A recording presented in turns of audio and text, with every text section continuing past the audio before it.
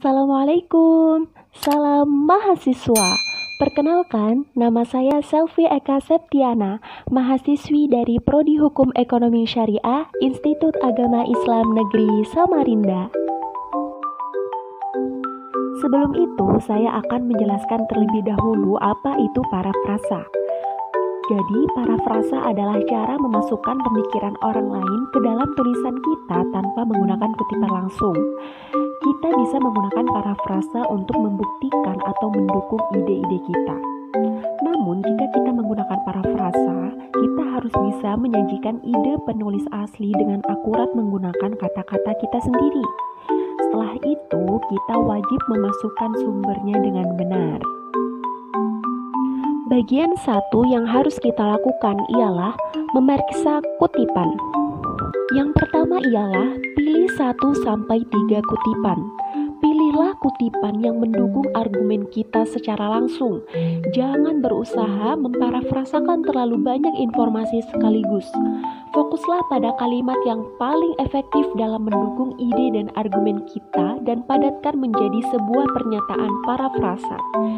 Jika kalian ingin menggunakan teks yang lebih panjang, sebaiknya kalian tulis menjadi sebuah ringkasan. Yang kedua adalah buat anotasi kutipan dengan mengidentifikasi ide utama dan detail pendukung. Tentukan terlebih dahulu apa yang disampaikan penulis seperti poin atau argumen utama. Kemudian catat bagaimana mereka mendukung ide tersebut. Yang ketiga adalah parafrasakan kutipan jika kata-katanya tidak lebih penting daripada ide itu sendiri. Jika kita bisa mengekspresikan ide yang sama dengan kata-kata yang berbeda, sebaiknya gunakan parafrasa. Karena parafrasa merupakan ide terbaik untuk mengutip data, fakta, atau statistik. Kemudian, kita bisa menggunakan parafrasa untuk menghindari terlalu banyak kutipan langsung. Parafrasa memadatkan ide dalam kutipan dan mengubah bahasa orisinal. Tapi jangan lupa, parafrasa juga tetap harus diberi referensi. Jika tidak, kita bisa dianggap melakukan plagiarisme. Yang keempat adalah hindari parafrasa jika frasa kutipan langsung itu penting. Kutipan langsung lebih penting jika kita membutuhkan kata-kata asli penulis untuk mempertahankan makna, otoritas ahli yang menyatakan, dan penyusunan kata yang mengesankan. Selanjutnya kita move ke bagian 2, yaitu menggunakan kata-kata sendiri. Poin pertama adalah baca kembali kutipan yang akan kita gunakan. Jadi, kita harus benar-benar memahami isi kutipan sebelum kita bisa membuat parafrasanya. Caranya adalah kita harus berfokus pada ide dalam kutipan tersebut. Misalnya, kita bisa membaca ulang kutipan, memeriksa catatan, dan membaca kutipan itu berulang kali supaya kita tidak salah memaknai kutipan tersebut. Poin kedua adalah menyatakan ulang ide menggunakan kata-kata sendiri. Di sini kita harus menggunakan catatan dan pemahaman kita terhadap teks secara keseluruhan.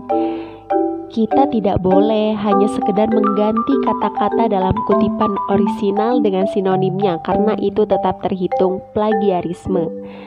Yang ketiga adalah bandingkan parafrasa kita dengan kutipan asli. Caranya adalah dengan membaca kedua kalimat tersebut dengan bersuara dan pastikan idenya harus sama tetapi kata-katanya berbeda.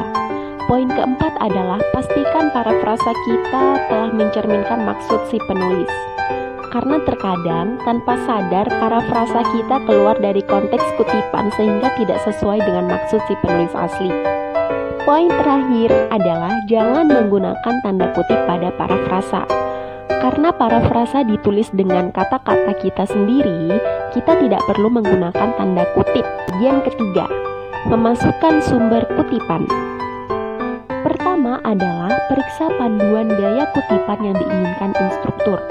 Panduan yang paling populer adalah MLA, APA, dan Chicago Style. Yang kedua adalah gunakan tanda kurung untuk kutipan dalam teks dengan gaya MLA atau APA. Jika menggunakan MLA, masukkan nama belakang penulis dan nomor halaman dalam tanda kurung.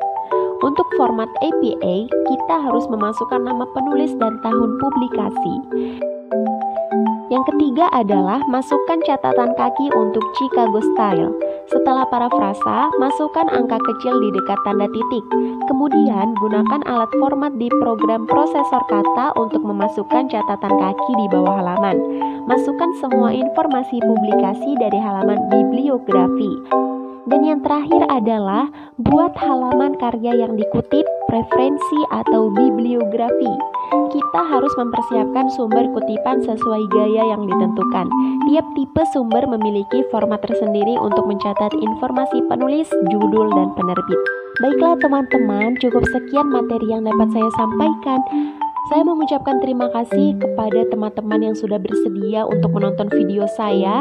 Semoga kalian bisa mendapatkan informasi dari video yang saya sampaikan, dan mohon maaf apabila banyak kekurangan karena saya hanyalah manusia biasa yang tidak luput dari kesalahan. Untuk teman-teman mahasiswa, kita dapat pesan nih dari Mbak Najwa Shihab. Beliau berkata, hanya pendidikan yang bisa menyelamatkan masa depan. Tanpa pendidikan, Indonesia tidak akan mungkin bisa bertahan. Semangat terus para mahasiswa. Terima kasih. Wassalamualaikum warahmatullahi wabarakatuh.